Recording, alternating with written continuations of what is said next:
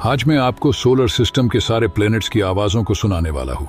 देखो, वैसे तो स्पेस में साउंड ट्रेवल ही नहीं करता, पर साइंटिस्ट ने इन आवाजों को इलेक्ट्रोमैग्नेटिक वेव की फॉर्म में रिकॉर्ड करके आपके सामने पेश किया है। सबसे पहले mercury, Venus, Mars, Jupiter, Saturn, Uranus,